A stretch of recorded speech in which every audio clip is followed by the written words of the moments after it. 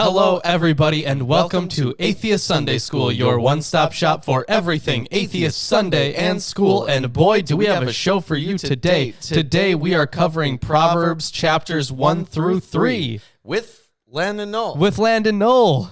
Yes, welcome, Landon. Good morning, good afternoon, good evening, depending on your time zone, latitude, and proverbial stay at home. Proverbial. Yes. Nice. That's good. I like it. You know, Landon, we were thinking about making a Milwaukee Atheist card game, and we were going to have good morning, Landon, good evening, Landon, and good afternoon, Landon as some cards. Like an Exodia type thing. Yeah, you win like the an game Exodia. if you have all three of them in your hand at the same time. Excellent.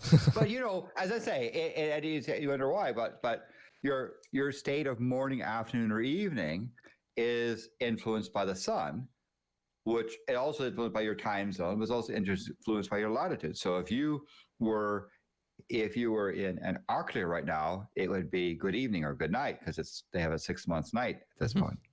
So that's the case where latitude influences it. And if you're in Australia, allegedly, then you're in a completely different time zone. So those things matter. So we have a worldwide audience. This Atheist Sunday School is not simply in Milwaukee. It is heard around the world. And so we just want to acknowledge all those people around the world that are tuning in. Damn straight we do. Especially all of our viewers in Antarctica, where we are aiming to be the most popular show on the continent. Hey, yes, we're going for Antarctica. But hey, Landon, what do we call our viewers in Lagrange Point 1? Orbiters. and orbiters. Yeah. Well, currently right now, the number one host in Antarctica is Carell. Just to let you know. Oh, I thought we might be in the... We're getting there. We're trying. Would it be appropriate to say that Antarctica is currently the nerdiest civilization on the planet? I'd say.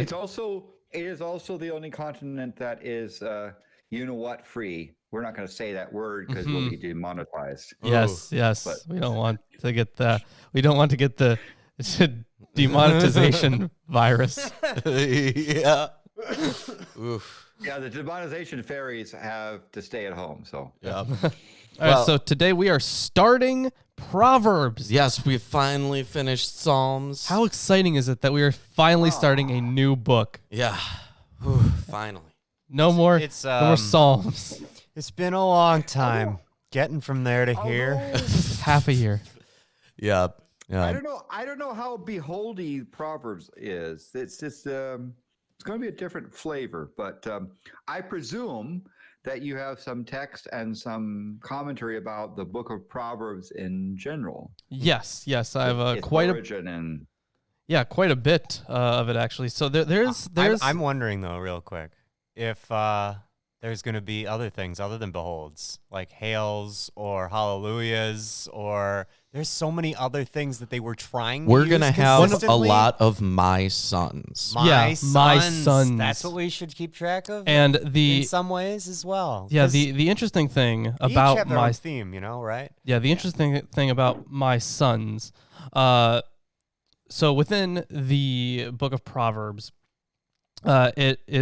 it's usually addressed to men, and here's a quote here from the NIB, Old Testament Survey. The We're New Interpreter's actually Bible. using it. Yeah, we are actually using it.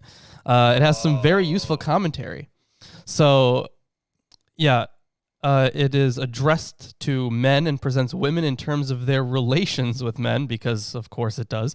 And one of the interesting things here is in the Hebrew of Proverbs, the word translated my child or children is invariably literally my son or sons. Presumably Israelite parents taught daughters as well as sons, but this book gives no signs thereof. Oops. Yeah, we were discussing that a little bit the other day about how in Jewish tradition it's common to give like the father's wisdom to the firstborn child. Yeah. the different children, the different sons get different things, and the lastborn gets something pretty cool as well. But the firstborn gets like the most, I think. Yeah. So, a little bit about the title and the date, and also it's a social setting. Oh, yes, that's right. The bull. I mean, sorry, not the bull. The Baal. The Baal. It's our golden calf friend right down here, as you can clearly see. Yep. Oh.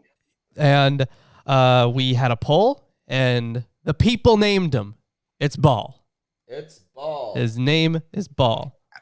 And it sits in a high place? It is a slightly high place, yes. It sits above the Holy Scriptures. Ooh. Oh, man. Yeah. So let's talk about the title and the dating of Proverbs. So the English title Proverbs stems from Proverbia, the Latin title that Jerome gave the book in the Vulgate. In Hebrew, the book is known by its first word, Misle Salomo, the Proverbs of Solomon. Misle, or Masal, however, has a wider range of reference than English proverb. The word's meaning suggests comparison, though some think it connotes mastery over life or language. It is used to refer to a variety of oral and literary genres, including not only sayings and admonitions, but also parables, poems, and songs. So there's quite a good bit of stuff there. So one of the things, and I was talking to you about this the other day, Ruben. Yeah. So, of course, they're ascribed to Solomon because Solomon he's so wise. He was this great wisdom character. Right, and he's also a really popular character in the literature of the region. Yeah, definitely. So, in much the same way, after discussing how Solomon is this amazing wise king, and people ascribe Proverbs to him.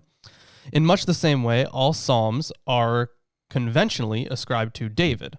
And of course, not all, by the way, just so we're clear, but a good amount of them. I'd go with like 70% are songs, So it's David. 70, 80%, it's pretty high, yeah. It's a lot. In much the same way, all Psalms are conventionally ascribed to David and all of Israel's laws to Moses. The issue for the ancients was not authorship in the modern sense, but the authority of works written in the spirit of the archetypal lawgiver, psalmist, or sage. And furthermore on Psalms here, on Proverbs. I've been saying Psalms this whole time. You're so used to it at this point. I am. Furthermore, on Proverbs here, it's a collection of collections organized and edited with an Israelite character of its own. It was compiled over several centuries and bears the stamp of its diverse origins in the headings of its sub-collections and subsections. Yeah. And we're going to be getting into those. But the first one is obviously 1-1, then the next one comes in at 10-1. And in the variety of its material. There is a lot of debate over how it came to be because it's not Psalms. This is horrible. I got to get out of this mindset. Proverbs, not Psalms. Thank you. No more Psalms. We're done with Psalms. I know. Horrible. So Proverbs 1-9 is sometimes seen as a separate piece than the other Proverbs. And I'm not fully convinced of that position, honestly. I think, some came in through the years, but I wouldn't say that. I mean, we're going to have better opinions on this after reading it, obviously, and after reading through more commentaries. But I wouldn't say that I would put that as its own separate document. We're going to get into that a bit, obviously.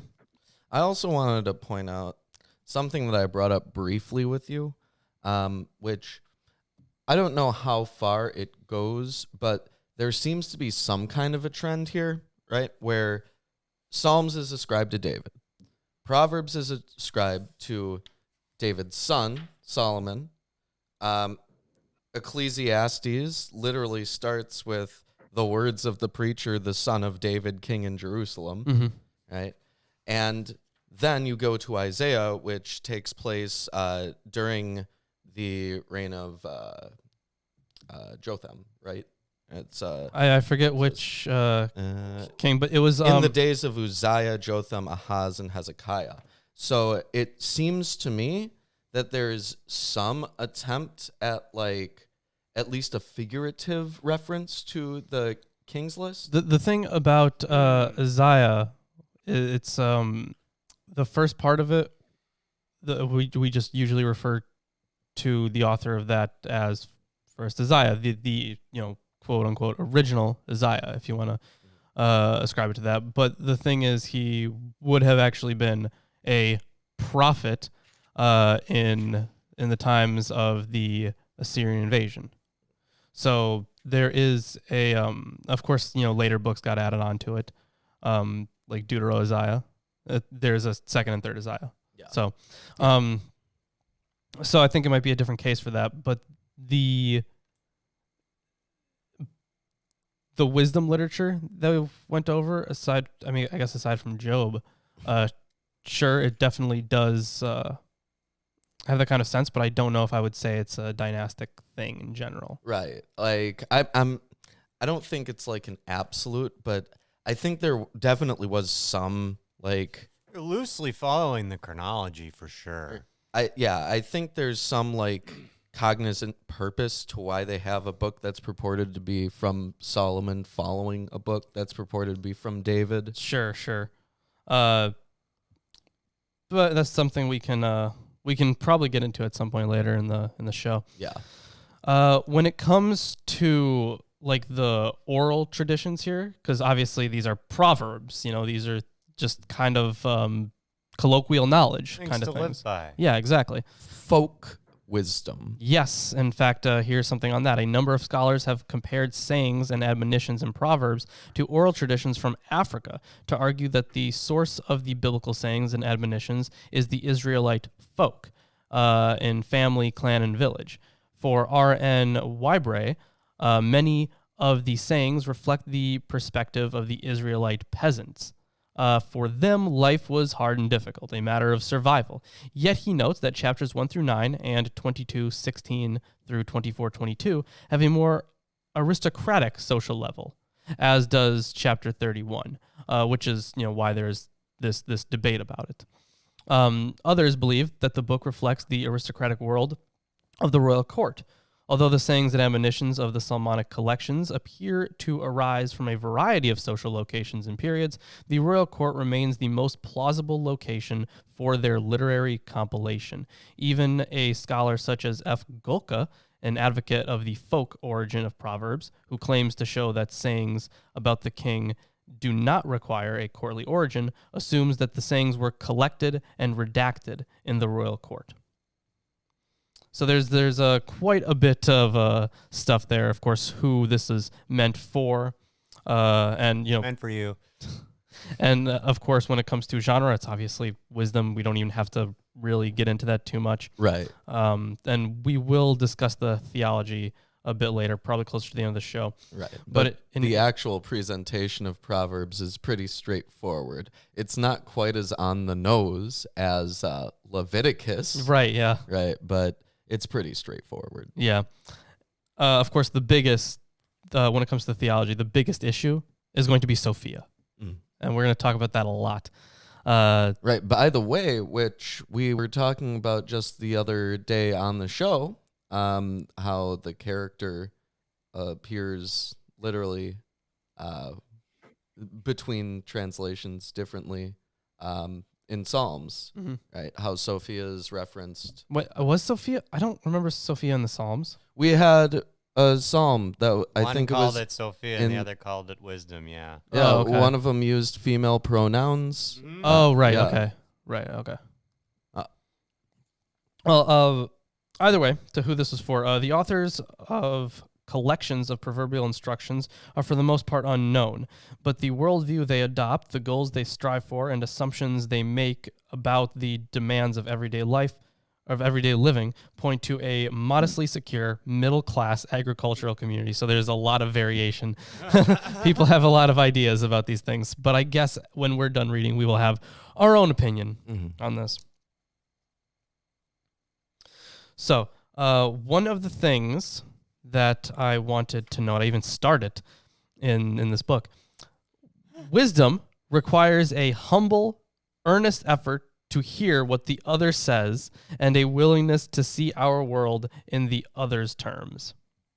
So for anyone listening out there who likes to, we just would call them more closed-minded people. If you are a closed-minded Christian, or if people have called you a closed-minded Christian, or even Jew, actually, because it's Why are you Proverbs. staring at me when you say that? Because you're closed-minded. I'm not. So I think they should really take that into account. Yeah. 18:13. There you go. There's a lot in the Bible that they don't take into account. Yeah. So think about that. It's there. Yep. No, I agree with that piece, though. Be open-minded. Try to understand where other people are coming from. Well, in terms of psychometrics, trait openness is correlated with higher IQ. I mean, there's a positive correlation there. Higher openness, higher IQ. I'd do as many AMAs as you'd like, guys. As many. I can just keep talking, but I'm not gonna. This is a different show.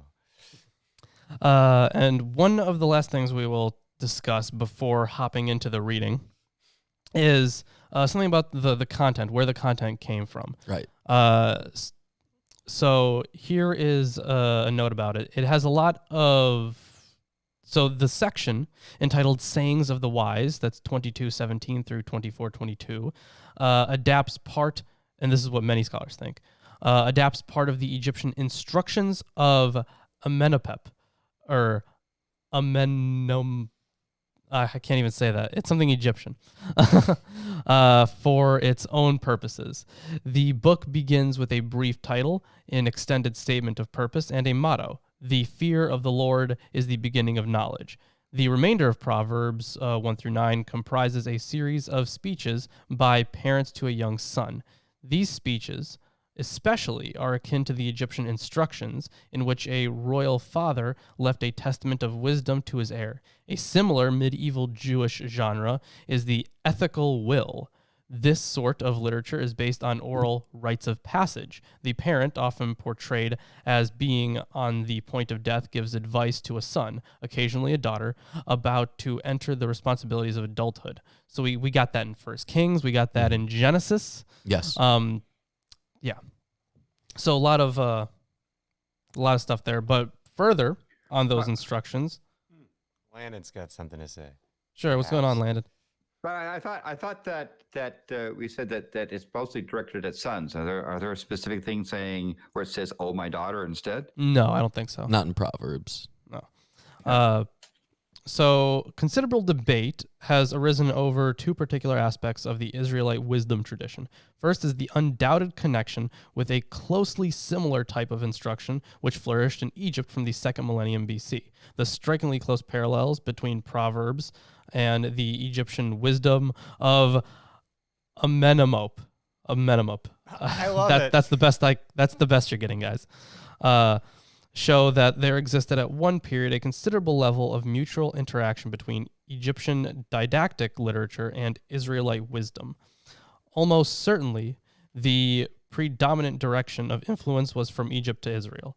Other contacts with aspects of Egyptian instructions appear in Proverbs 1 through 9. So yeah, that's why there's so much stress on Proverbs 1 through 9. But I suppose after we are done with this, we will have our own ideas about how all of this came together. Yeah. Well, we haven't even introduced the books yet. I have the King James version of the Bible. I have the English Standard version of the Bible. And Landon has... I am reading from the New American Standard Bible, reference edition, A.J. Holman Company, and copyrighted God, I guess. No, actually, the Lockman Foundation, because it's 75 years after the death of the author, and according to somebody, he's dead. Great. We also have the Robert Alter version of the Hebrew Bible, translation with commentary. We have the Holy Scriptures, according to some Jews, and the New King James version of the Bible. We also have the Erdman's and the Old Testament survey, which you've already been. I've been hearing reading from. through them. Yep, Erdman's and the Old Testament survey. We also have, for some reason, the Oxford Companion to the Bible. We still have that. Yep, we're using it so often. So often. Yep. And now, for And the those- first time ever, we have Baal, Yeah, the Baal. golden calf. Yep, To read along with us. here are your gods. Okay. So we can introduce the book because I There know is- it's been half a year since Yeah. we introduced a book, but in my translation, the English Standard Version, there are introductions to every book. So I'm going to read an introduction. That's going to happen. Okay. Practical wisdom for living is the central concern of the book of Proverbs. We are told that the beginning and essence of wisdom is the fear of the Lord. Proverbs often contrast the benefits of seeking wisdom and the pitfalls of living a fool's life. While the wicked stumble in deep darkness, the path of the righteous is like the light of dawn, which shines brighter and brighter until full day. Proverbs is a collection of Israelite wisdom literature, including an introductory... Oh, they note this as an introductory section, chapters 1 through 9, that gives the reader a framework for understanding the rest of the book. The book includes the work of various authors, but much of it is attributed to King Solomon. It dates from between the 10th and 6th centuries BCE. I don't think so. So we'll finally get to see how wise King Solomon actually is. You know, he only did a few things that demonstrated his wisdom, and one of them wasn't too wise that I remember, that baby one we talk about, classical. Yeah, so the Classic baby Solomon. one is apparently a pretty often cited example of some specified kind of reasoning There's that even doesn't use inductive or deductive methods. there's even where was it? Pompeii, I think. There was a portrait of that. There was like a caricatured version of that scene, Mhm. which I thought was pretty cool. Yeah. Yeah. Let's start the book of Proverbs. Yes, let's do that. All right, chapter 1. The Proverbs of Solomon, the son of David, king of Israel. To know wisdom and instruction, to perceive the words of understanding, to receive the instruction of wisdom, justice and judgment and equity, to give subtlety to the simple, to the young man, knowledge and discretion.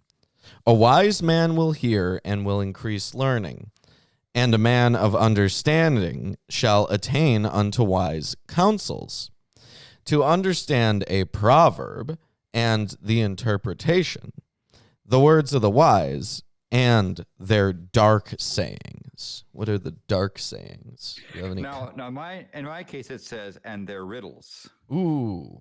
Dark as in perhaps mysterious or opaque or unclear. something you have to dig into. Yeah. So Similarly, also it says righteous, in the verse 3, righteousness, justice, and equity. Mhm. So on that, actually, Alter's translation does have riddles, but for that specific word, he says this is the same term, hidah, that is used in the Samson story, if you remember Samson's riddle. Oh man, that one that he and his wife gave him. Yep. Yeah. No, that was bad. That Yeah. was a bad story, man. Some of the one-line proverbs, as we shall see, are actually cast as riddles, with the first verset posing the riddle and the second verset the solution. Well, that's no fun. The burden of the entire line is that fine attentiveness is required to take in fully the words of the wise, and that idea is borne out by the compressed wit exhibited in many of the proverbs. Compressed wit. I mean, sure. Well, apparently you also can't understand a proverb unless you're counseling with wise people at the same time. Yeah, makes sense.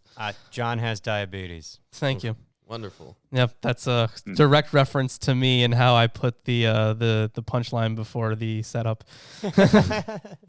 Proverbs, man, they're going to do that. Yep. So differing explanations have arisen concerning how such a broadly based claim for the and this is concerning the first verse about Solomon, Mm.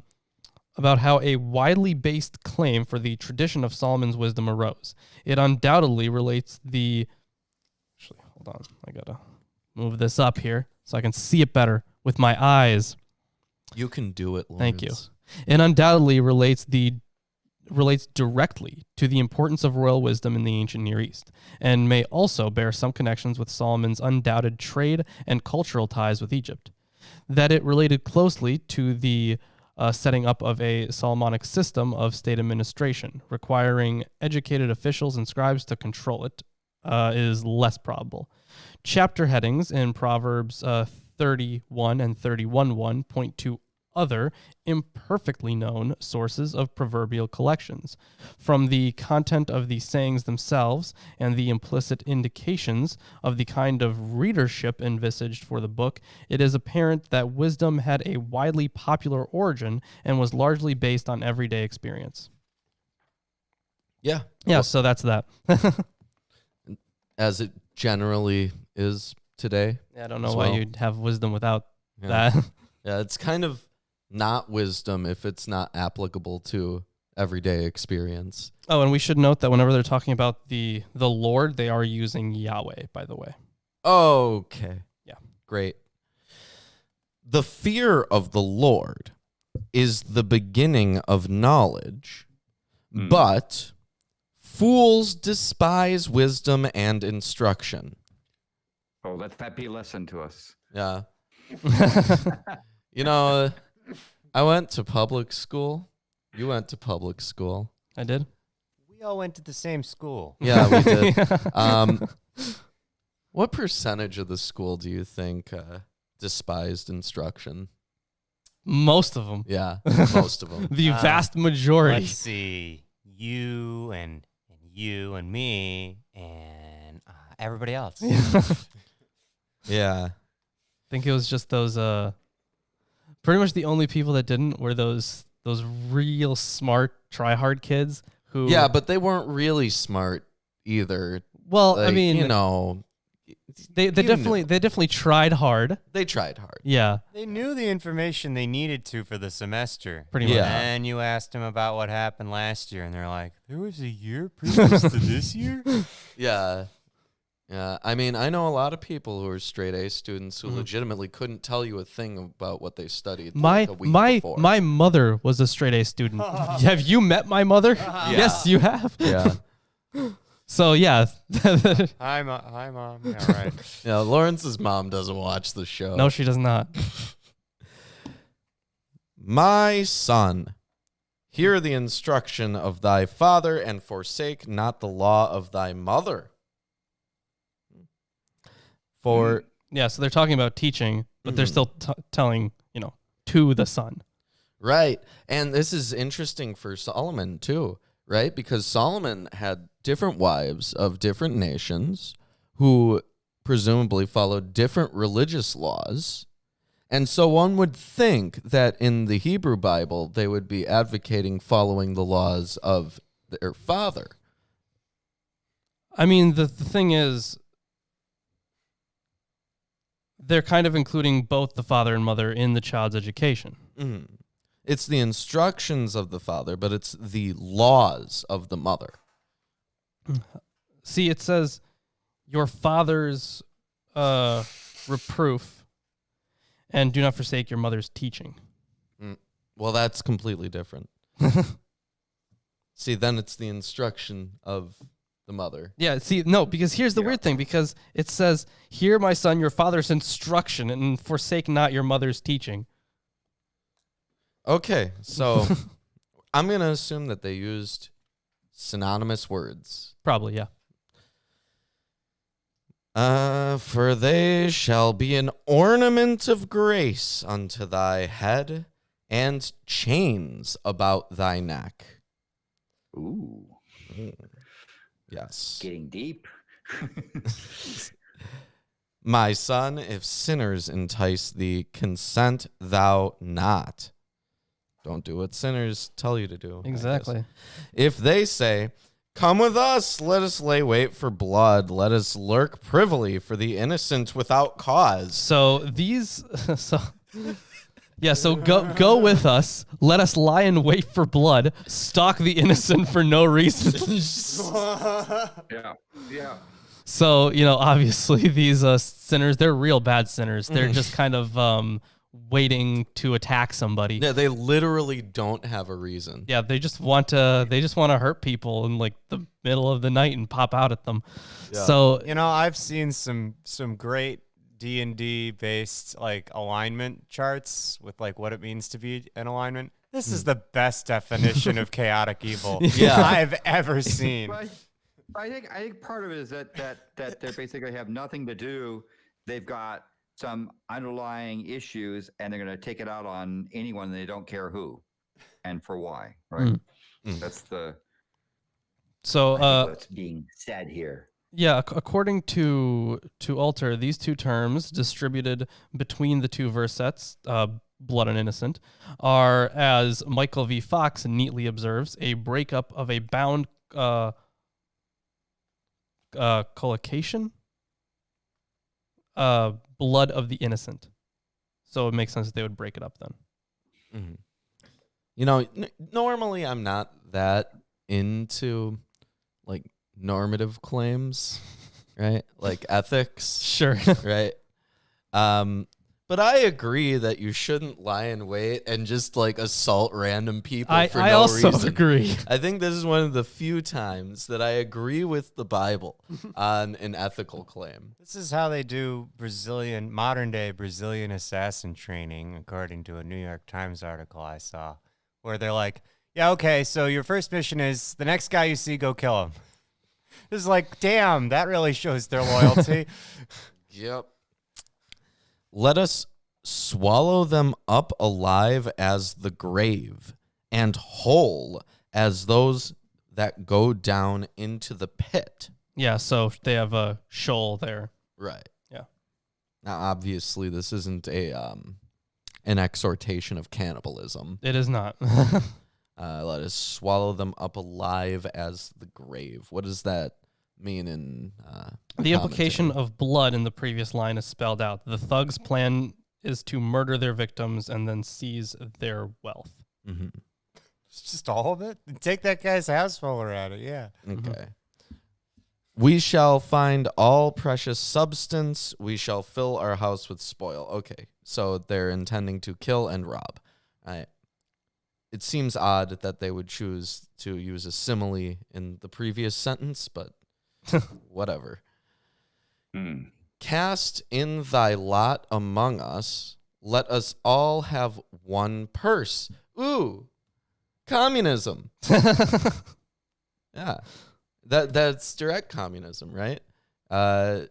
There's no personal private property. Yeah. The wealth is communally owned within this group, but still, this is a group that we're not supposed to. Yeah, one purse we all shall have. The thugs appeal to the young man not only on the basis of profit, precious treasure to be had, but also for the camaraderie in crime that they offer. So pirates, I guess, but gangs. The thing is, pirates were way more. I think they were better than this. Well, obviously, it's more like a modern American street gang. Right? There's an initiatory ritual, and then they offer like money and camaraderie. Yeah, I mentioned that. That's really similar to how these hit squads work. Mm-hmm. They basically intimidate people into doing stuff, even to join their gang. They have to scare them. Mm-hmm. Yeah. Okay, my son. Walk not thou in the way with them. Refrain thy foot from their path, for their feet run to evil and make haste to shed blood. They're describing some very horrible people. I remember David, Solomon's father. Lying in wait. Yeah. Hastening to shed blood pretty often.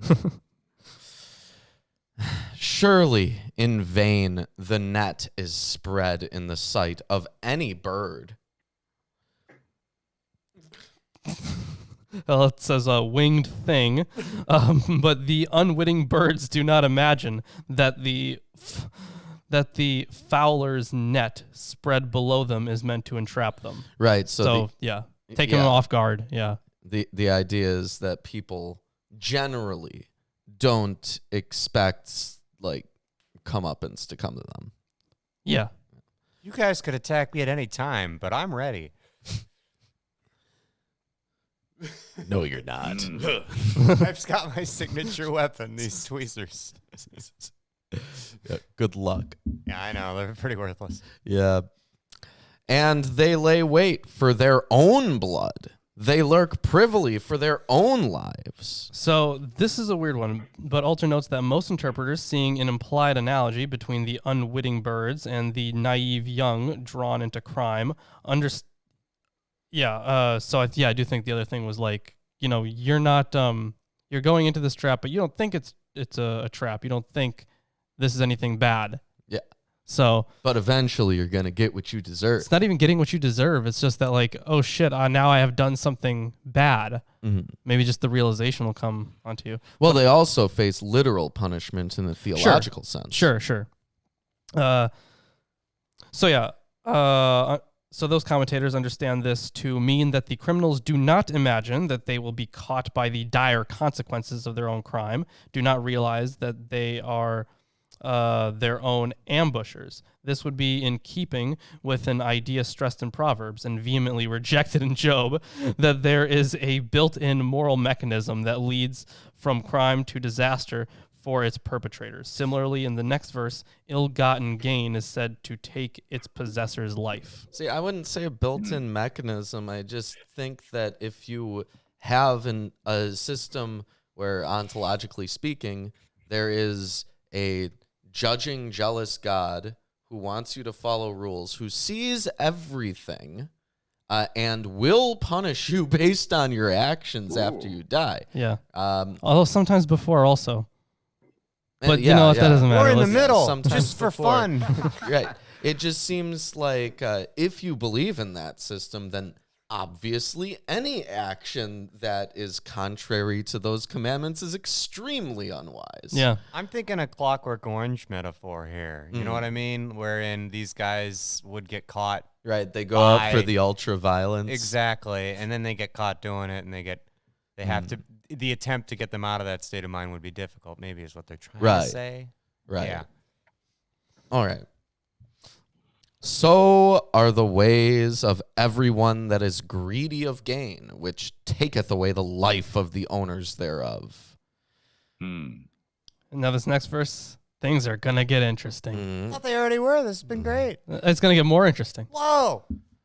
Wisdom crieth without. She uttereth her voice in the streets. So it's interesting how your verse is broken up, because in Alter's version, it's a wisdom cries out in the streets. In the squares, she lifts her voice. So obviously, they have a personification of wisdom and wisdom. And let's just call her Sophia, because in the Gnostic tradition, it's Sophia, and in Greek, Sophia means wisdom. And they do continually use these female pronouns. Yeah, so let's go with Sophia, just so we can distinguish the word Sophia. Just so we can distinguish the character Sophia and the word wisdom. Yeah, and don't look in the background if you don't want to see Sophia. Yeah. Double negative. Yep. So anyways. That's not Ashura. Nope, not at all. Not Mary either. Nope. So Lady Wisdom, an important personage in the first large unit of Proverbs, is as close to an allegorical figure as the Hebrew Bible comes. Attempts to derive her from the Greek Sophia are questionable. I don't know about that. I know that people later took it and ran with it. Mm-hmm. Still got questions, though, man. Yeah. There's still stuff we can talk about. But of course, that's a theology that popped up later on, and that's contextually, this would not be a Sophia reference per se. Well, right, it wouldn't be that Sophia, but we can discuss the theology in just a second here after I'm done with this note. And it is by no means clear that any of this book was written as late as the Hellenistic period.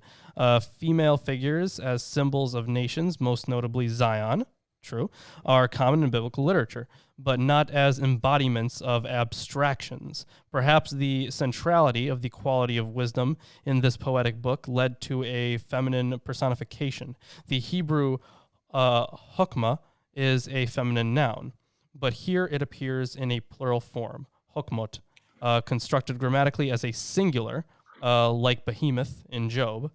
This could be a plural intensification of an archaic form, which is... I can believe that. Yeah, which is pretty interesting. Yeah. But let's talk about the theological aspect, because we're talking about this.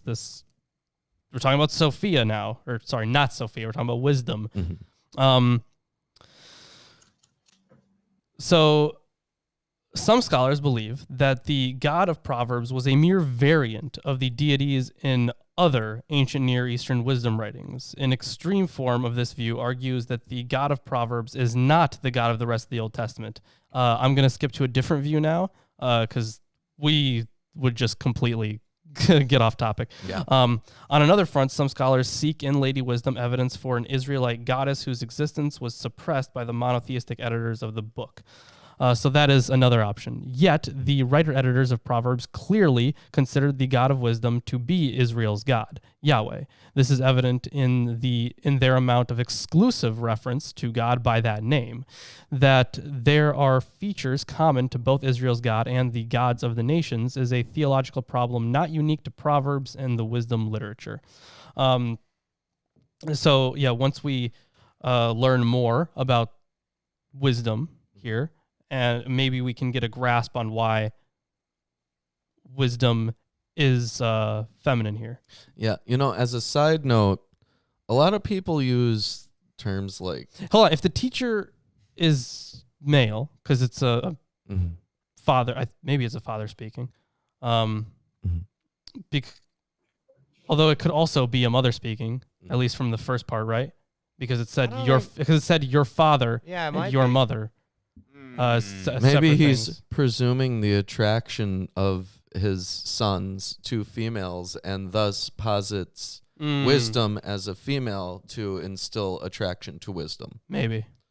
Yeah, wisdom's hot. But, as a side note, I'm not sure when people say God of the Old Testament that means anything. Because it's not really clear to me that the God of Job, for example, is the God of Exodus. Like, they have different character traits. Yeah. And there are different names that pop up for them throughout. Sure. So I'm not sure, it's a meaningful statement to say the God of the Old Testament. There are times, I think, where, the God that appears in a certain book would not do the actions that occur in another one of the books.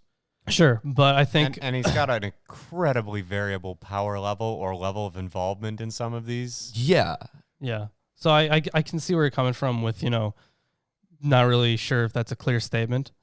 But I mean, even in early Christianity that was used, the Marcionites used it. Marcion himself used it. He made a distinction between the God of the Old Testament and the God of Jesus, because he's like, the God of the Old Testament is an asshole. Right. Well, there's a very obvious difference between the general trends of the New Testament and the general trends of the Old Testament. Sure, yeah. But there is still enough variance within the Old Testament that I'm not sure that it's even fair to make that comparison. We might say, compare the God of Genesis to the God of the New Testament, because I think that the New Testament's a lot more together. Yeah. I mean, the whole set of the first 5 books that and all the laws and so forth is a very different sort of thing than, let's say, the God of all the the kings and chronicles and that sort of thing. It's a whole I think they show up very, very different than sort of the so-called wisdom stuff that we're into right now. Yeah. I almost feel like you could divide them up into the kind of ages of power. Like, there's the creation era of God's power, where he's so powerful he can create the universe. People have made that kind of thing. Yeah. They've kind of noted that, but it's not really Well, it's like in tandem with how old people started and how old they can get now, which is 120 years, and before they could live like 1,000 almost. Right. There's I would say that the big problem with that is you're really characterizing it in its modern form. Yeah, I know. I understand that. I didn't intend to do that, but it's still worth noting, even in modern contexts, not necessarily for historical reasons, but for narrative reasons, I suppose. Yeah, I suppose. So here's some extra stuff about wisdom. The portrayal of wisdom in personal form and feminine gender has occasioned extensive discussion. Much of this centers on whether it is to be understood primarily as a literary device aimed at showing the attractiveness of wisdom as a code for living, or whether some deliberate counterpart is intended to the temptations of sexual promiscuity offered by adulterers and street women. Oh my God. Ooh, street women. Wow, street women. Okay. Street women are just one step above the ladies of the evening. The latter offer short-term excitement and pleasure, but at the price of eventual ruination and death. Oh my God. Sounds like a Lilith character. A little bit. I think you can get away with it in Nevada. Right? Well, yeah, it's legal. I'm getting away with it. Yeah, It's just legal. Yeah, you're not Flat out. getting any ruination. For it. I think it should be legalized. Yeah, it should be like legalized. all of Australia. Well, I mean, the free actions of an individual that don't impede on anyone else's free actions should always be legalized. Sure. Opinions have differed greatly as to the extent that ancient traditions of a mother goddess, especially a goddess of wisdom, whose favors comprise both sexual knowledge and understanding of life, have been channeled into the Hebrew wisdom figure. Such developments cannot be directly linked with wisdom, although it is a marked characteristic of the teaching of Proverbs that it focuses attention on disorderly sexual relationships as a major evil to be opposed. To this extent, it is possible to view the wisdom tradition as one which drew itself a wide range of imagery and mythology in which divine human relationships, including those carrying sexual overtones, were involved. Well, also, Did they say disorderly sexual relationships?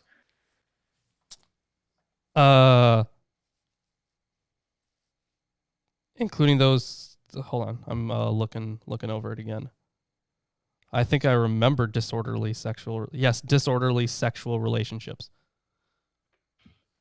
I just getting clarification. wonderful. But the Yeah, if it's orderly, then it's great, I guess. They don't even have a problem with prostitution. It just has to be orderly. Yeah, everything looks in order. You can do it now. but the feminine aspect of the characterization of wisdom also is important insofar as in sexually dimorphic species. Sure, yeah. Females are the there's two? ones that produce offspring, right? And there's been a continual equivocation of like moral righteousness with producing offspring throughout the Old Testament. Yeah. Right. So having wisdom personified as a character who is capable of making physical offspring, as females are, is supposed to lend towards the character as something that continually adds more to the life of those who engage with it. Sure. So let me continue on. Let's keep going. Chapter 1. 48 minutes. She crieth in the chief place of concourse, in the openings of the gates. In the city she uttereth her words, saying, How long, ye simple ones, will ye love simplicity? And the scorners delight in their scorning, and fools hate knowledge. That goes... Skerner. That's a cool word. Yeah. I got scoffers. That goes strongly against Thomas Aquinas, right? Who equated God with simplicity. Well, no, I don't think the issue, maybe it's just the thing with the King James, but I don't, because the translation altar is different. How long, dupes, will you love being duped? And scoffers lust scoffing, and fools hate knowledge. So I think that... Quit being duped, you Dupers. Yeah. Yeah. Dupes. That's pretty That's good. almost a T-shirt. But I would man. think that It's simple almost there. ones would be like, rather than being duped, being childish, right? No, they're Because being idiots. When did simp take off? I That- want to know. Oh my god. like a couple weeks ago. Yeah, a Seriously, couple like weeks I ago. caught it a few months ago, and I was like, "Yeah, this looks like it's gonna go." And then I, You know, every time Yeah. I saw see it one of did. these, At least a new- couple months. Every Yeah. time I see one of these new words, I'm just like, great. Now I'm gonna have to hear this for like a year. I mean, it's not even that great of a term. It's just another derogatory term for like, I don't know, loser. Like a beta orbiter. There right? you Yeah, go. yeah. Yeah, it's Yeah. just one word now just instead another of beta term, yeah. orbiter. Yeah. Yeah. What's the point? Nihilism. I guess. Turn you at my reproof. Behold! Behold! Behold. By the way. see? Ah, yes. Yes. Behold. Behold the Bible according to some Jews. Amazing. Wonderful. I love it. Excellent. Behold as well. Yes, behold. I think that's our first behold. It is. I will pour out my spirit unto you. I will make known my words unto you. Because I have called and ye refused, I have stretched out my hand, and no man regarded. But ye have set at naught all my counsel, and would none of my reproof. I also will laugh at your calamity. I will mock when your fear cometh. When your fear cometh as desolation, and your destruction cometh as a whirlwind. When distress and anguish come upon you, then shall they call upon me. But I will not answer. They shall seek me early, but they shall not find me. Ooh. So I think wisdom here is really mad about nobody listening to her, about nobody following her, because she's like, I am here, please follow this righteous path, but no, you're all idiots. It also seems to maybe not glorify, but it seems to give the okay to actively making fun of people who are stupid. I'll remember that. Thank you. Good wisdom. Yep. Moron. Yeah.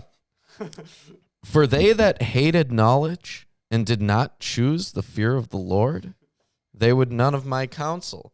They despised all my reproof, because remember, the fool has said in his heart, there is no God. But you also remember our very long discussion on what it means to be a fool, in at least in the Psalms. It wasn't, It's a pretender. It's Kind of, yeah. more than like an atheist. It's a Yeah. fake Jew. Charlatan, but guy who fakes belief. Right. yeah, they don't actually follow they don't practice what they preach. So these are like the ones that hate knowledge, who wisdom laughs at, that Sophia Yeah. makes fun of. Yeah. Right. Those are among the people who are pretenders, right? Fake Jews. If we are using fools in the same way, because I don't know what the exact word here is. I'm sure maybe it's at least similar if it's not the same. But either way. I'm enjoying the reading, and it's good. Yeah. Therefore shall they eat of the fruit of their own way, and be filled with their own devices. So, as in verses 18 and 19, the idea is that they had to taste the bitter consequences of their own evil acts. And then for that second part, from their own counsels they were sated. This verse that extends the idea of eating the dire consequences of crime. Counsels, moetzot, antithetically picks up the counsel of wisdom, verse 30, that was spurned. The two words here being different noun formations from the same root. It sounds like a similar metaphor to being full of yourself. I'm imagining Yeah. a goat mascot who says that. who's like, only you can eat the crime or something like that. Wow. What? Okay. Only Yeah. you can eat the crime. Like, Never What's say the that quote? again. What's the quote in there? What about eating? And they all ate from the fruit of their own way. Yeah. Nope, there was another thing. Right. Obviously, there's the With fruit crime. parallel that goes to the fruit of the tree of knowledge of good and evil in Genesis. I bet I Yeah, missed but it's not. sometimes. I don't know if it's necessarily linked to that. It's not Like, necessarily historically. linked to that. But when you think of like biblical passages where people eat fruit, Sure. that's the big one. That is the big one. But remember, since the history around Proverbs is so shady because they're so they can be used for really any time. So it's hard to figure out when exactly these things were written. Right. So we can't necessarily make that tie. Well, there was prior Middle Eastern traditions that also included divine foods and stuff, like the Sumerian Havadapa and the food of life, Sure. right? So I'm sure it was, that's why it's in Proverbs, right? Because it Right. was a cultural right. thing. Did Yggdrasil produce fruit that did I magic don't think stuff? Brazil produced fruit. No. I don't think so. No, it had wells at its base. It did. that- Yeah. Okay. I think Well, that was that's the the big thing about portals. Yeah. Yggdrasil. Yeah. Odin throws one of his eyes in there in Yeah. order to get knowledge of the runes. Anyways, for the turning away of the simple shall slay them, and the Wait, hold on. Don't eat the crime if you can't do the time. That's as bad. It's very good, but it's Well, bad. that's a good as a proverb as anyway. yeah, I think that was a crime. Turning away of the simple shall slay them, and the prosperity of fools shall destroy them. So they're destroyed by their own prosperity. Yeah. Which we kind of got that idea beforehand, yeah. Because they're filled with their own devices. Yeah. But whoso hearkeneth unto me, Sophia, shall dwell safely. Or wisdom. Right. Just so we're, yeah. Right. Shall dwell safely and shall be quiet from fear of evil. So apparently with wisdom comes immunity to fear of evil. Mm-hmm. Is that good or bad? I don't know.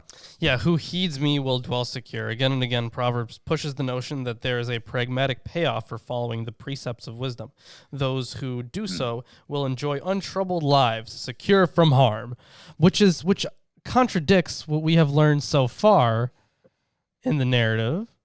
Because that's the whole point about Job, right? Like, he was devout, Right. and then here's all this harm, and then he started doubting, and then everyone else was just like, no, don't doubt, keep believing what you're believing, keep following the righteous path. And he's like, this is awful. Right. And it's also very strange in Job that apparently he is rewarded for doubting, right?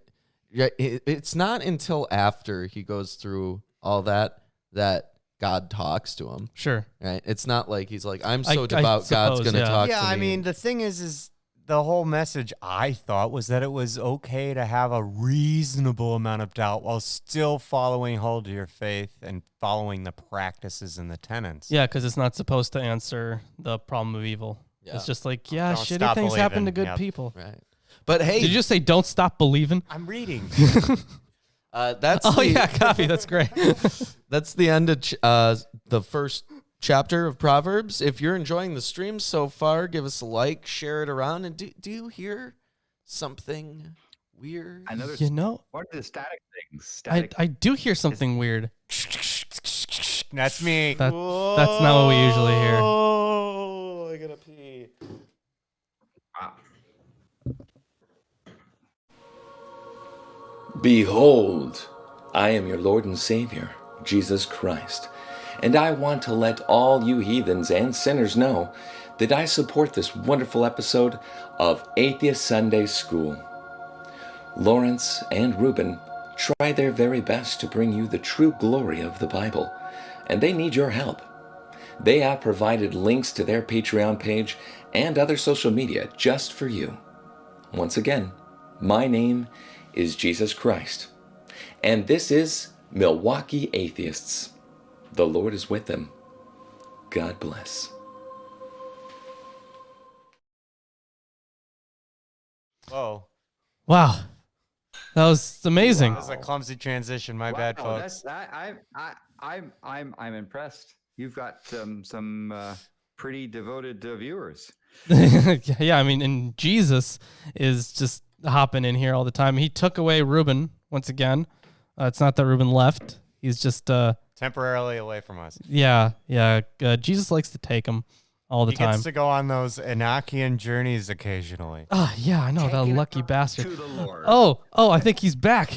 Yeah, the secret to ascending to heaven and going on Enochian journeys is chugging a lot of coffee. Okay, fair enough. Excellent. All right, but we are hopping into the next chapter. Right, and this one is a little shorter. Yeah, it is a little shorter. And, I don't actually think we are going to need this commentary any longer. So I'm going to give that to you, and you can put it back to where it belongs. Great. Far away from me. Either way. So we can hop into chapter 2. Yes, chapter 2. Chapter 2. My son, if you receive my words and treasure up my commandments with you, making your ear attentive to wisdom and inclining your heart to understanding, yes, if you call out for insight and raise your voice for understanding, if you seek it like silver and search for it as for hidden treasure. So this is kind of, playing off the treasures of before, I'm guessing. Yeah, that silver's trash. But also, you took a breath there, and let me tell you about Proverbs 2. Okay. I'm sorry. This unusual chapter consists of a single complex sentence in the original Hebrew text. Yes.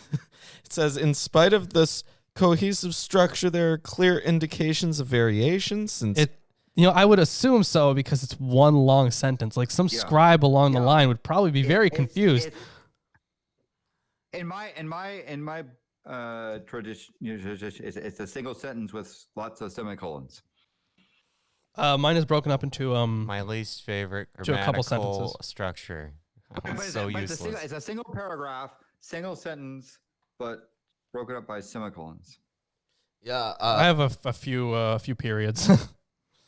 Alter breaks it into multiple sentences, which is weird. But Have you Yeah, talked to especially your for doctor alter. about Right. those periods? right, we'll get to that. But it says, in spite of this cohesive structure, there are clear indications of variation, since in the opening verse, the message is based on the authority of the teacher. This is subsequently identified with the authority of wisdom's insights and understanding of the nature of life. In turn, this is held to derive from God. So an assimilation of the path of wisdom to that of piety is seen to be seamless and complete. Acceptance of wisdom's precepts is knowledge of God, and therefore knowledge of the world as it is. Mm-hmm. Then you will understand the fear of the Lord and find the knowledge of God. For the Lord gives wisdom. From his mouth come knowledge and understanding. So Alter says about this, since the fear of the Lord is represented definitionally as the beginning of wisdom, the converse is also true. A person, by making a strenuous and sincere effort to discover wisdom, will come to understand what fear of the Lord is, for he is the one who ultimately imparts all wisdom. Makes sense to me, at least in context. He stores up sound wisdom for the upright. He is a shield to those who walk in integrity, guarding the paths of justice and watching over the way of his saints. Then you will understand righteousness and justice and equity, every good path, for wisdom will come into your heart and knowledge will be pleasant to your soul. Discretion will watch over you. Understanding will guard you. Discretion will watch over you? Cunning will watch over you. It may be useful to keep in mind that cunning in English is not always a negative term. I would say it's a positive. Yeah. Why, you cunning bastard. Hell it yeah. also says, see note on 1.4 about cunning, shrewdness and cunning. The book uses in a positive sense a cluster of terms, designs, shrewdness, cunning, and so on and so on. Such usage fits with the pragmatic curriculum of Proverbs. Yeah. Okay. And poor critter also said, see Job 28:28. It said, which says, and to the man he said, behold, the fear of the Lord that is wisdom, and depart from evil is understanding. And to depart from evil is understanding. Nice. And Jonah also posted it for anyone that's wondering. Yes. Delivering you from the way of evil, from men of perverted speech, who forsake the paths of uprightness to walk in the ways of darkness, who rejoice in doing evil and delight in the perverseness of evil. So kind of describing those guys from before about just, Attack the next guy. Yeah, just attack the next guy. Just messing things up. Men whose paths are crooked and who are devious in their ways. So it's interesting here that they are using devious, but then they had discretion before, or cunning, which are very similar. So honestly, alter translates More negative instead for of one. devious, twisted, because they forsake the paths of uprightness, and twisted continues the same metaphor right. of the path. That makes sense. So you will be delivered from the forbidden woman. What is your... Okay, I'm going to... Finish this verse. Okay. So you will be delivered from the forbidden woman, from the adulteress with her smooth words. To save you from a stranger woman, from a smooth-talking alien woman. A smooth talk... Okay, so it's a foreigner. Yeah. I was just So thinking there's Star Trek, those Klingon women. Man, they're so smooth talking. Yeah, okay, so... there's quite a bit. I'm sure... Alter says the meaning of... Oh, what were you saying? What's that? I was saying from the adulteress who flatters with her words. From the strange woman. Yes, the strange woman. Alter says about the strange woman. The meaning of the Hebrew Zara has been much debated. The usual English designation strange woman is misleading because it implies that she is strange, that is somehow bizarre. She is not, as some have claimed, a prostitute, because verse 17 indicates that she's married, which we'll get to. she's an adulteress. That's why it says that there. Yes. There is also scant suggestion that, as others have argued, she is a foreigner, even though the parallel term in this line, nokria, alien woman, often means foreigner. In cultic contexts, a czar is someone prohibited from entering the sacred zone of the sanctuary because he is not a priest. The sense is relevant to our text. The married woman, because she is contracted to another man, is prohibited to the susceptible youth. Okay, that makes perfect sense then. Yes. Because, it continues in verse 17, who forsakes the companion of her youth and forgets the covenant of her God. So, right, which is strange because, as we remember, Solomon's father, David, literally had people killed so that he could fuck their wives. that is true. There was, I think that happened once, didn't it? Yeah. Yeah, I forget their names, but yeah, that happened. So it makes perfect sense then. There's this, she's an adulteress, and therefore she's forbidden. Yes, there's also in Eerdmans here. This passage introduces us to the distinctive theme of temptation to sexual immorality, which subsequently appears as a dominant theme in Proverbs 1-9. The portrayal of wisdom as a desirable woman contrasts with the temptations offered by the loose woman, which is their translation of that instead of the strange woman, the loose woman. The precise meaning of the Hebrew term has aroused considerable discussion since at one level, aroused considerable. Of course Yeah. it has. at one level, it appears to suggest foreignness. More convincingly, however, it refers to a woman not necessarily of non-Israelite origin who stands outside the established structure of family and social life. She is hence an outsider, either because she betrays her marital vows as an adulteress or because she has renounced all direct kinship ties as wife, daughter, mother, or sister within the male-dominated order of a patriarchal kin group. Mm-hmm. For her house sinks down to death, and her paths to the departed. So I'm guessing more Shoal stuff. She's condemning her house, basically, I think. None who go to her come back, nor do they regain the paths of life.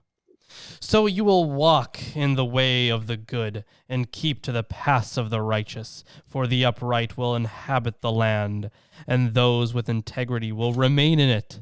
But the wicked will be cut off from the land, and the treacherous will be rooted out of it.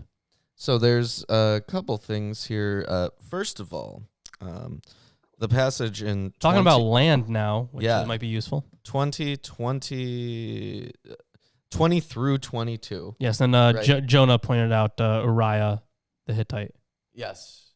It says the passage is striking in view of the fact that the teachings of Proverbs is largely universalistic in its outlook, for the most part standing aside from the political and geographical concerns that belong to the traditions about the acquisition and loss of the land promised to Abraham's descendants.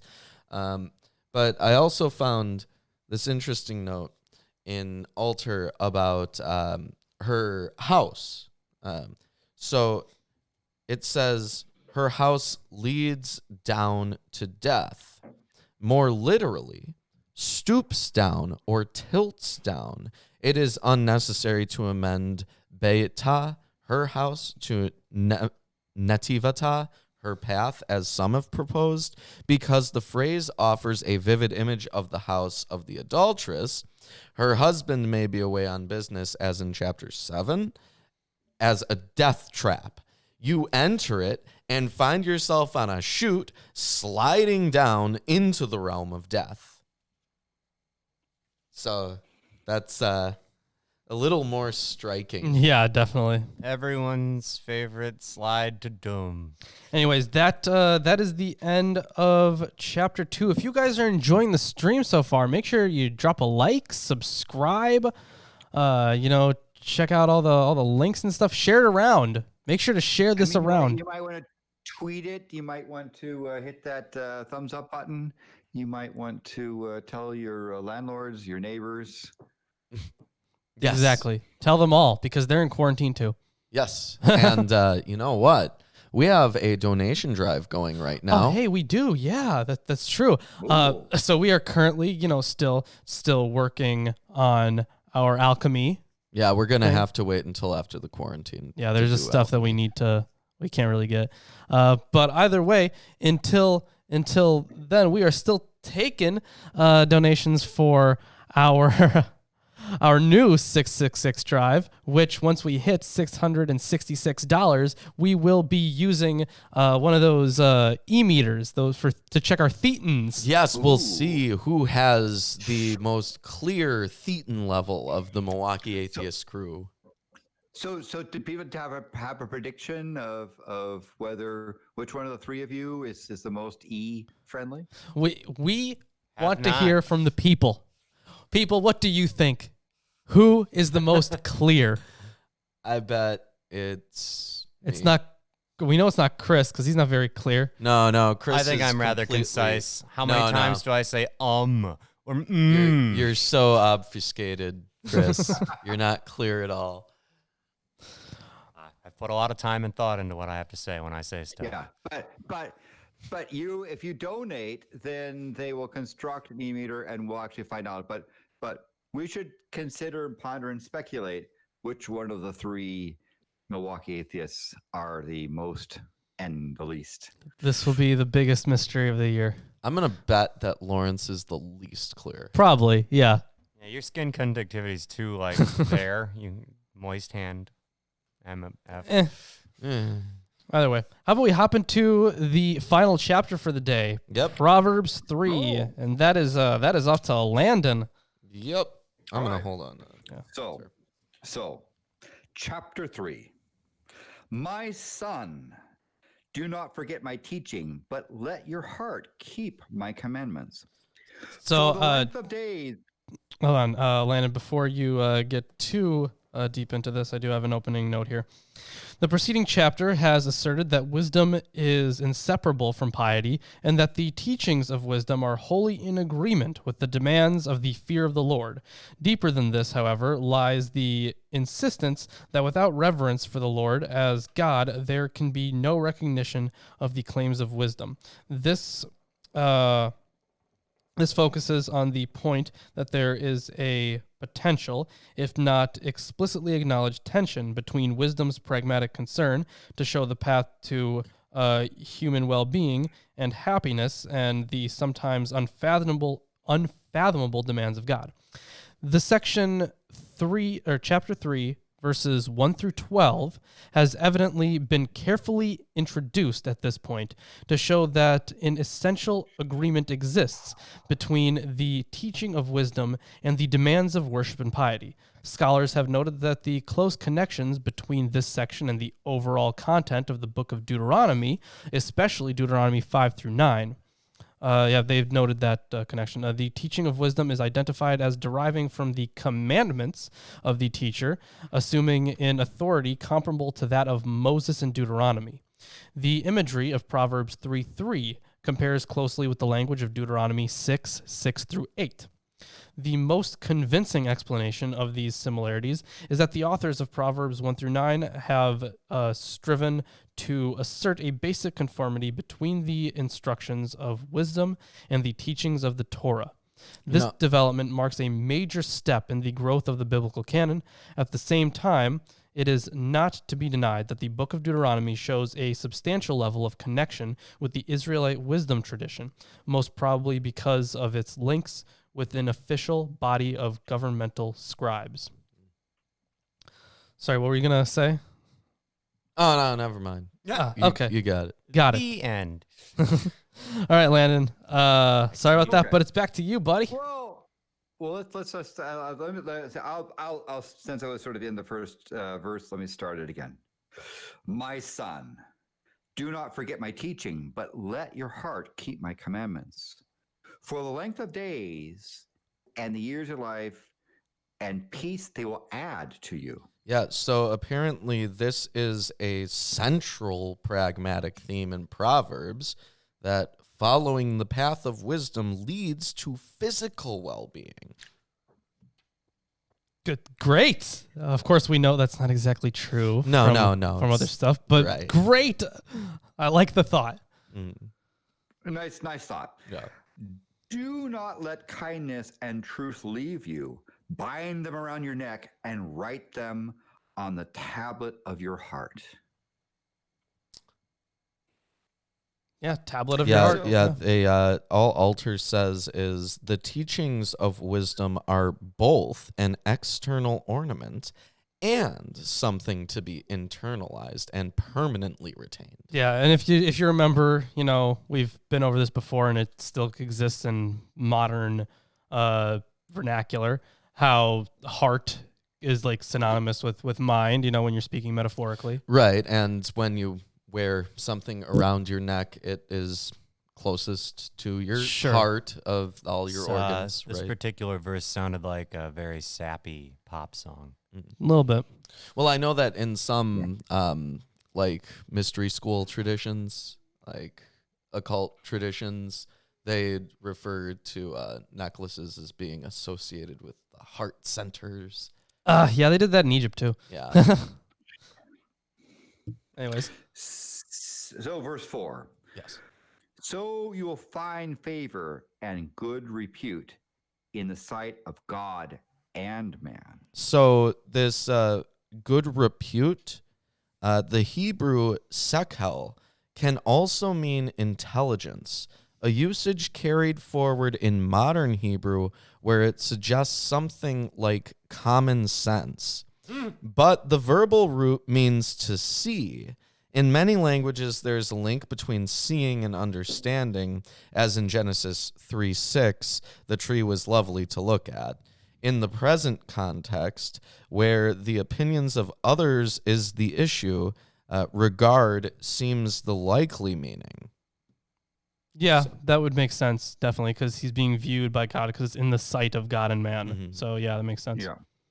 In my translation, they had alternate literally meaning understanding rather than repute. Oh. Repute is in reputation, not repute is in ill repute. So so you'd find favor and good understanding. Yeah. So quick question, Landon. I know before, I think it was before the show, you were saying that you had a lot of notes, a lot of things underlined in these sections. Well, I mean, these are various. Actually, it's towards the end, in verse 33. Oh, okay. Before 35, that I underlined. It was back when I was doing Bible study, and it was a case where somebody was preaching from the pulpit and they were quoting something, and I thought it was something or other. I would underline it. So I'm just noting. I just note my underlining. Like, for example, all of Psalm 150 was underlined. That's because that was because it was sung as one of those things. I think Handel did a whole aria on Psalm 150. So yes, underlining is sort of references to Bible study of the past. Anyway, so back to where we are. We were on verse 5. We're on verse 5. So we just finished verse 5. Verse 6. We finished verse 4. Okay, verse 4. Okay, so verse 5. Trust in the Lord with all your heart, and do not lean on your own understanding. In all your ways acknowledge him, and he will make your paths straight. Do not be wise in your own eyes. Fear the Lord and turn away from evil. It will be healing to your body and refreshment to your bones. Gotta pay attention to them bones. Yeah. So this healing to your body. The Masoretic text reads Shareka, your navel, which sounds bizarre, the navel not being known as a focus of bodily well-being. The Septuagint evidently used a Hebrew text that read far more probably She'erika, your flesh, and that seems likely that the medieval aleph was inadvertently dropped in scribal transmission. Yeah, that would make sense. Yep. Yeah, but the whole point is like, given that aleph don't be silent. Yeah, the whole point is don't be arrogant. Or like, yeah, in a way it's telling you not to be arrogant, but mostly about your knowledge and your wisdom. Dunning-Kruger, it's warning you about Dunning-Kruger. Ooh, yeah. Because God is the ultimate wisdom. This is mansplaining it. Anyways. Okay, so verse 9. Honor the Lord from your wealth and from the first of your produce. Just like those offerings. Yep. Offerings. I'm pretty sure that is commanded in the Leviticus, right? It's in Leviticus, right? Where they talk about the fruit offerings. Yeah. And it has to be from the first of the produce. Yeah. Just like the animals that you offer have to be firstborns. Yeah. I think and it's certainly this is also probably used to encourage people to donate. So in those sermons where they say pass around the plate again, and because we're having trouble keeping the lights on, this would be something that they would often quote. Honor the Lord from your wealth and from the first of your produce. So your bins will be filled with plenty, and your vats will overflow with new wine.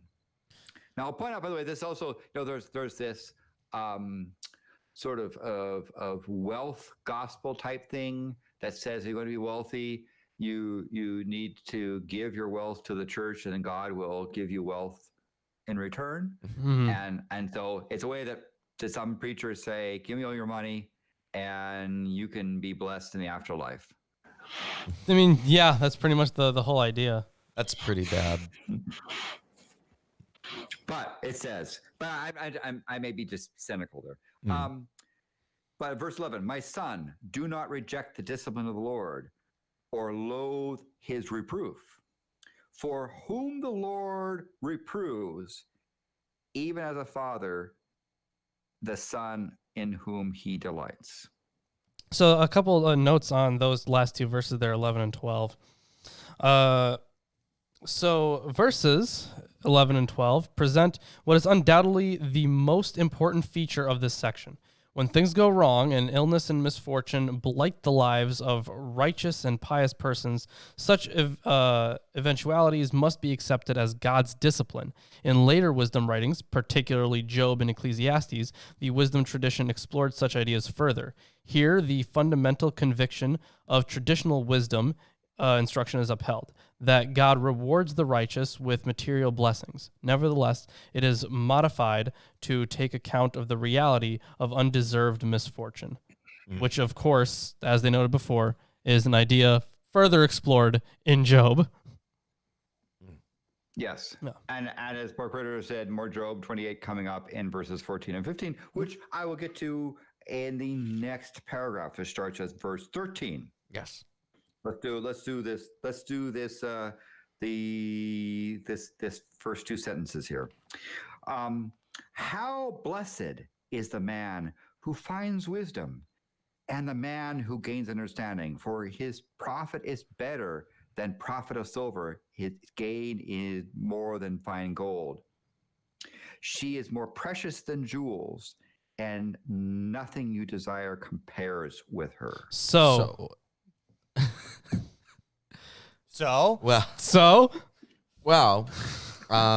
for the jewels, as for most precious stones in the biblical lexicon, the precise identification is uncertain, but the word is peninim, which in modern Hebrew means pearls.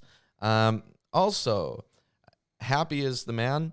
After the general exhortation to follow the words of the wise that takes up verses 1 through 12, a new unit begins here. The Ashrei formula, happy the man, often marks the beginning of a textual unit, as in the wisdom psalm, Psalm 1. Yep. And not only that one, but there were plenty of other psalms that had happy is the man. Yeah. The subject of this poetic sequence, which ends at verse 20, is a celebration of the transcendental powers of wisdom. So the note that I was going to make is, of course, kind of still in the region of Job stuff. Much of the impact of the passage lies in its usage of conventional imagery to affirm that wisdom is more precious than jewels. We can cross-reference Job 28:15 through 19, and a tree of life to those who find her. Yeah, all your kingdom for a horse and all that. Yeah. My horse. So let's not start this. Oh no, that's the quote. Yeah. My That's kingdom, my my horse. kingdom for a horse. Oh, okay. I wasn't by the doing way, it, Annette. No Python references here in a moment. Three different types of verse references. Wow. In verse 15, my Bible also says a alternate translation of jewels could be said as corals. Right. Is more precious than corals, and nothing you desire compares with her. Right. Okay. In modern Verse Hebrew, 16. the word means pearls. Okay. Verse 16, long life is in her hand, and in her left hand are riches and honor. Her ways are pleasant ways, and her paths are peace. She is the tree of life to all those who take hold of her, and happy are those who hold her fast. Yeah, this is a really popular Jewish phrase. Yeah, it really is. Yeah. But, the statement doesn't really come through, right? Because the tree of the knowledge of good and evil, presumably the tree of wisdom, right, is definitively separate from the tree of life within the Genesis theology. It is, yes. Right.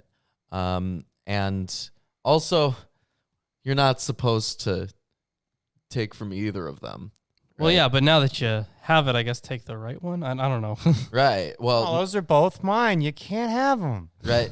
Well, we're not supposed to go after the tree of life, right? It's kept in the garden. The Elohim are like, oh, we're lucky they didn't eat from that one, right? Yeah, we would have been really screwed then. Yeah. So I guess there would have been, because the whole point was because humans should not have been like God. They would have become like God if they had all the knowledge and the life as well. So right. So, but if we take this wisdom metaphor and we say that wisdom is a tree of life for those who hold to it, right? Then it's a figuratively equating those who hold to wisdom with God, because the only thing separating the humans who ate from the tree of the knowledge of good and evil from the gods, according to Genesis, was the fact that they had not eaten from the tree of life also and didn't have eternal life. Great tangent. Yeah. Huh, that's weird. This is just weird because, we can't really, like, put wisdom along with just knowledge of good and evil. Mm-hmm. Like, one's much broader. But, yeah, the fact that... Yeah, I don't know. But this is all metaphor either way, so let's continue. It says in the note here that this psalm begins to move towards the idea cultivated by Kabbalists and others that wisdom is a cosmic principle by which God works out the design of creation. Yes, the rational next step. Yes. Yeah. Yes, but anyway, it's a but anyway, in verse 18 again they talk about the tree of life, and the knowledge of good wisdom. Compare that to the thing in Genesis where the tree of life versus the tree of knowledge of good and evil. Right? It's a similar contrast to Genesis 2:9, for example. Yeah. All right. Well, let's move on to verse 19. A new paragraph here. The Lord by wisdom founded the earth. By understanding, he established the heavens. By his knowledge, the depths were broken up, and the skies drip with dew. This is a reference to the flood. Oh, okay. My son, let them not depart from your sight. Keep sound wisdom and discretion, for they will be life to your soul and adornment to your neck. So this unit of the text, which runs to verse 26, is a series of exhortations to cling to wisdom and thus enjoy its benefits, which parallels the similar series in verses 1 through 12, forming a kind of frame around the celebration and the supernal force of wisdom in verses 13 through 20. Yes, enjoy knowing which berries you can and can't eat. So, just to summarize or talk about a little bit about the first section of this subsection, I guess, from verse 13 on.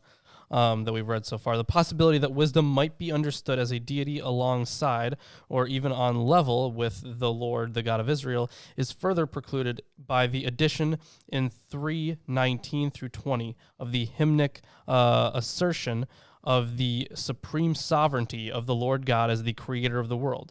Wisdom was present with God at creation, so that all the intricate workings of the natural order are to be seen as fashioned in accordance with her principles. Nevertheless, the Lord alone is the creator, wisdom being merely the instrument of construction and design by which the world was fashioned. In this way, the connection between God and wisdom is shown to exist, but with the latter in a wholly subordinate position. The validity of the connection between wisdom and piety is thereby shown to be is shown to belong to the basic structure of the world's order. So that's a really interesting point that Erdman's makes, but because the Lord by wisdom founded the earth, it seems like he needed wisdom to do that. Yeah. In which case she wouldn't really be subordinate, Right. unless God himself is the defining factor for what is wisdom, which I would assume would be the case in a monotheistic theology. Nah, I just borrowed it. Well, it also there aren't many times in the Bible where it says God needs to use a tool to do something. Right. And also this one is complete. This section 19 and 20 is completely devoid of any pronouns. So maybe they're just using wisdom in the more attribute sense. Mm-hmm. It says they will be a life to your neck and a grace to your throat. I think that's the last thing that Landon read. I saw this note here that says that this may be a reference to a life-protecting amulet worn around the neck. With like verses on it, I bet. Yeah, I mean, they've done that in plenty of cultures. Yeah, Even those Ushaptis, for example, those are my favorite ones. But they're like the little figurines that Egyptians put in their tombs. So when the gods called upon them, these Ushaptis would have the spells written on them, so they could come to life in the afterlife and work for them. So and there's also the Lilith amulets. That's true. Yeah, the birthing amulets. Yep, and I mean, Ankhs were worn around the neck as luck tokens by many of the priesthoods of ISIS. not that ISIS, but no, like yeah, ISIS. Yeah, but I mean, also like there's a number of like Hebrew talisman type things. Yeah, right. Yeah, like there's the inscribe it on your doorpost. Cross around your neck, even like if people are Christian, that's gotta be. Is that the people that write stuff on their doorposts? Yeah, like Hebrew? So. I don't know if your house has one, but there's like the mezuzah. Yeah, my house does have a mezuzah. Yeah, it goes in the doorway. It's like a little scroll with a bunch of prayers and verses and stuff in it that's inside of a metal casing that gets like nailed into a doorway. Yeah. So that's like What's a protective amulet. Yeah, it's more of like a blessing kind of thing. I think it's supposed to be representative of the blood of the lamb from Exodus. I think so. Yeah. I thought that was just what the lamb's blood was for. Oops. Well, it was, but you can't really go around just getting lamb's blood. And it tends to draw flies and be unhygienic. Yeah. Extreme. So, verse 23. Then you will walk in your way securely, and your foot will not stumble. When you lie down, you will not be afraid. When you lie down, your sleep will be sweet. Is that a death thing, or is that just an actual sleep thing? Hey, have a good night rest. Well, maybe you'll have pleasant dreams, or even more exciting dreams. I don't know. Well rested. Do not be afraid of sudden fear, God, nor the onslaught of the wicked when it comes. For the Lord will be your confidence and will keep your foot from being caught. Yeah, it says, will guard your foot from the snare. Yeah, so we pick up that snare idea again. Remember with the birds? Mm-hmm. Yeah. Also, what follows the end of that verse is a fourth textual unit, which is a miscellany of negative injunctions regarding behavior towards one's fellow man. It must be said that this whole series borders on platitude, rather like Polonius's advice to Laertes in Hamlet. I don't know. I've never read Hamlet. It's true. Me neither. I have read Hamlet. That's true. Yes, I would agree with that. I've seen Lion King, which is supposed to be Hamlet. I too have seen Lion King. Not enough death. Yeah, I was gonna say because doesn't everyone die at the end of Hamlet? Not everyone, but pretty much everyone, other than a house Carl and one relative, I think. I mean, the death is kind of a big theme in Hamlet. It's Well, One of those Mufasa things. died. I am uncultured. No, I do not think that the Lion King borrowed from Hamlet. I think Lion King borrowed from itself. But I digress. And King Lear. So we have the final paragraph of Proverbs chapter 3. Mhm. Do not withhold good from those for to whom it's due. When it is the power in you to do it.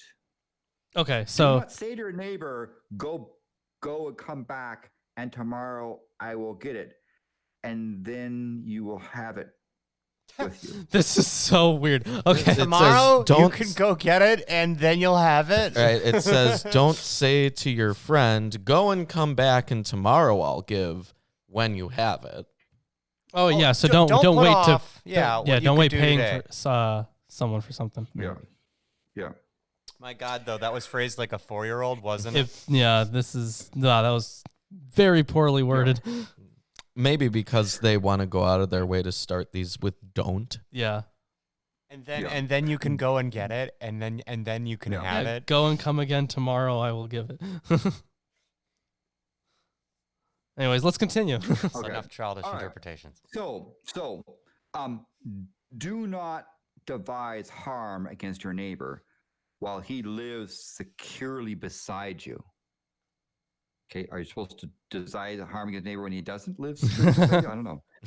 Yeah, screw him up when he's doing real bad. Well, my translation says trustingly beside you. So I guess just don't be a dick to the people in your community. Yeah, David Was deceived his trusting neighbor, Yeah. Yeah. but he got a wife out of Oopsie it. doodle. He did. Do not contend with a man without cause, for he has done you no harm. Do not envy a man of violence, and do not choose any of his ways. You hear that? All you people who like Muhammad Ali? Yeah. Don't do it. For the crooked man is an abomination to the Lord. He is, he's intimate and with the upright. What? And here's Yeah. what So the crooked He is intimate man, with the upright. yeah, the crooked man and the upright.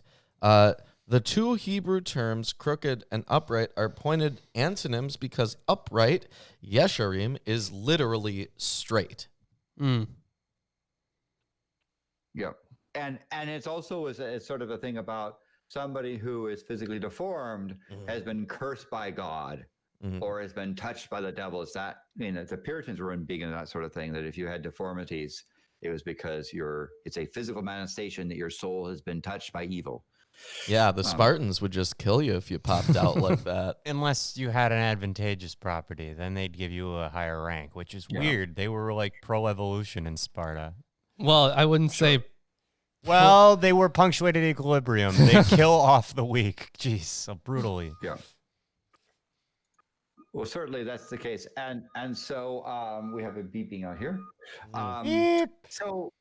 So the last three verses were the verses I underlined. So here are the last three verses. The curse of the Lord is on the house of the wicked, but he blesses the dwelling of the righteous. Though he scoffs at the scoffers, yet he gives grace to the afflicted. The wise will inherit honor, but fools display dishonor. Ooh. Here endeth the lesson. I have my translation is a little bit different, but there is a textual note. So the wise will inherit honor, but fools get disgrace. Yeah, But the Alter textual also note says that. Yeah, the textual note is that the meaning of the Hebrew word is uncertain. Well, Alter says that it's not. Oh shit! Okay. Alter says the two Hebrew terms are antonyms, not only semantically, but also etymologically. The word for honor, kavod, derives from a root meaning weighty or heavy, and the word for disgrace, kalon, derives from a root that means light, which is to say of no importance. Well then, And Was then it- there wasn't was that- light, wasn't that which about- wasn't important. because the textual note for mine was on the word get. Oh, this is on honor and disgrace. Okay. This says the fools take away ignorance. And Alter says the Hebrew merim, ostensibly raises, is anomalous and also a singular verb where the plural is required.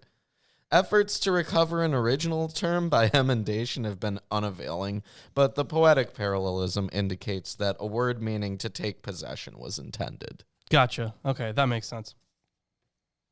So that is the end of our reading for the day. We hope you enjoyed the stream. Make sure you guys drop a like before you leave. And it's so much better than Psalms. It is. This is way better than Psalms. So I much better. Feel But like it's not so psalmy. It's more proverbial. Yeah. Yeah. I can make commentary because I couldn't, because there's no like flow to Psalms, even though it's mostly David. It's scattered tales and stories and laments. And, Yeah, there's a whole bunch of stuff, but this is way better than Psalms. I am very glad we are now. I never thought I'd say that I am happy to be reading Proverbs, but it's true. Yeah. Well, that's all the episodes. Well, that's all the chapters that we were going to read this episode. Yeah. But before we head off, we need to shill to you. Yes, we do. We need audience. to shill to you. So, of course, we still have the 666 donation drive going for our Thetan readings. So once we hit that $666 mark, we will be measuring our Thetans. I like how the like, share, subscribe almost is centered Almost on covers it. Sophia. Yeah. Yeah. So let's see what else we got. We got Patreon too. Patreon, you Yeah. know, you can get all of our scripts for $1 a month. You can get on this show or any of our other weekly shows. Yeah, a live stuff. Yeah, for you- $50 a month. Yeah, we get monthly hangouts, and you get entered into the t-shirt giveaways and Yeah. books. You get books. $10 gets Centered you it. entered into the t-shirt giveaways. Yeah, that's true. Yep. And we also have an Amazon wish list. So if you want to see us read more books on this show, you can check out our wish list on Amazon. Anything that you purchase for us. One of two things will yeah. happen to it. Either we will read it and use it as a source in a video, or it will be on this table. Yes. And It will be used as a source in a video. yeah, it'll be used as a source in a video. So think about getting them books as investing in your own show. Yes. That's the thing. This And- is for your benefit to donate them these books. They've carefully selected these books because of their impact on the show, and you'll reap the rewards that you sow, proverbially speaking. Indeed. And you got to listen to Landon, because Landon is a genius. You should just do what the genius says. Oh, yes. Authority, always good. Absolutely. Do what the genius says. it's wise. It's what it wise. says. Yeah. Yep. So wise. And thank you to those that have bought books as well. Yes. So Thank you, Yeah, absolutely. patrons. Thank Yes. you, viewers. And thank you, all of Landon, our for wonderful buying participants. Yeah, books. Landon gets a lot of books. yeah, I like books, but that's to say. And of course, Patreon, you can at a certain level then do sort of the monthly after show hangouts where we discuss anything and everything and then some.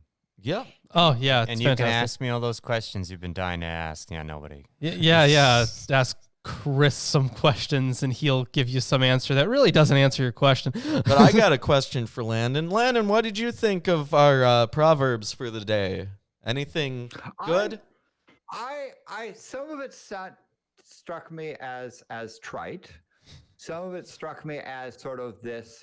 There's a bit of this wealth gospel type stuff that says, if you want to be wealthy and live long, you're supposed to be righteous, but also getting righteous, you're supposed to share with the Lord and not be stingy and be nice. But it could probably boil down to just the phrase "It's nice to be nice." You could clap Yes. all that stuff into Nice just to be saying, nice. It's Classic. nice to be nice. You know, I think But then, where would there be preaching of just the verse?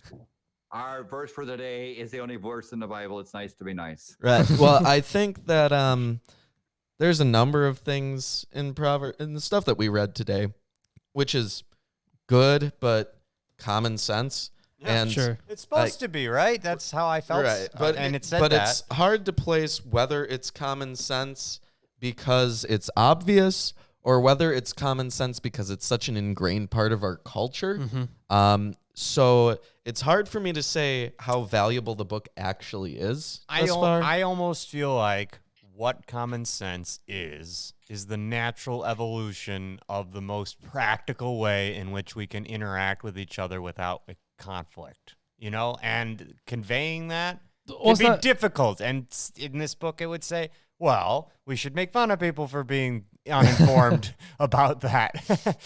Like, I wouldn't even say it's just interacting with each other, because like there are a whole bunch of, you know. Yeah. I mean, just even being courteous to yourself in some ways. Yeah, too. yourself and just like general world stuff, you know, like touching a hot stove, like that's Yeah. common sense stuff. No, but I can't imagine that these proverbs were like great revelations of wow, I didn't know. I thought it was supposed to be just mean to the nice people and love the wicked, right? And now I understand, right? Well, it depends. In some ways, what level of education do you have?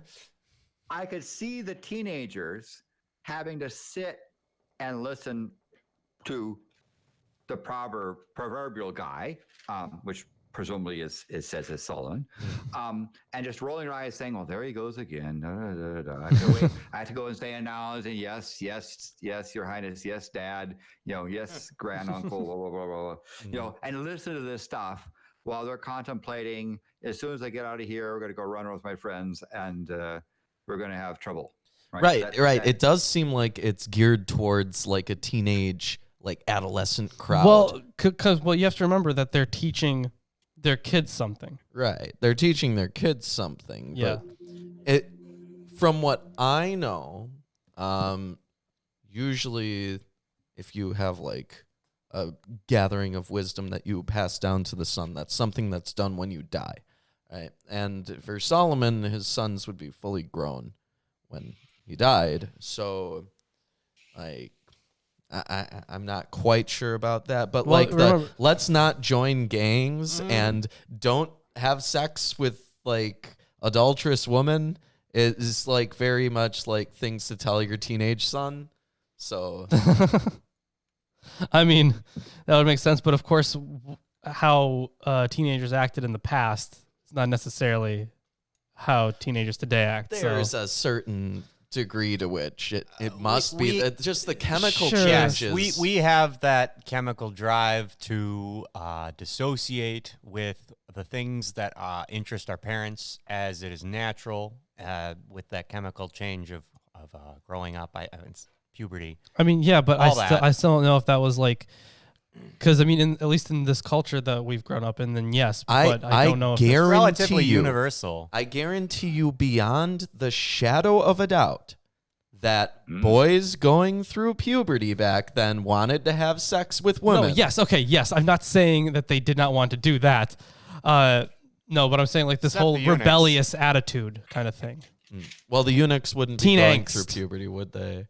I mean, they might have some puberty, but teen angst is what I'm really referencing. Like, I don't know if that would be like a cultural thing, or I don't know. Yeah, probably not as much as you'd think in some cultures, but at the same time, like I said, there's a general tendency, if not rebellious nature, then simply acting in a way that is traditionally different, trying to move away from tradition. Right. Well, so one behold today. Yeah, one behold. Right. Yeah. But any instance of growth or progress or whatever you want to call it is moving away from tradition. Yeah, that is true. But anyways, we also got Facebook and Twitter. It's free to follow us on Facebook and Twitter. Yep. Teespring. Teespring. It's also free to subscribe. Right? You can hit the subscribe button and notify bell so that you could join in the chat, unless you've been banned by Susan for life. and that chat, we have a lovely chat that's been adding commentary and chatting amongst themselves there. So that's one of the reasons why you want to subscribe and be notified. Click the bell, because you'll be notified of future things. Because I imagine you're going to suggest that they will see you next something or other, but I'm just guessing. You know what? I think Landon might be onto something. Yeah, I think that we will See you next Friday, but also Sunday. Maybe one of the days of the week. One of them, you will see us, probably both. Yep, maybe.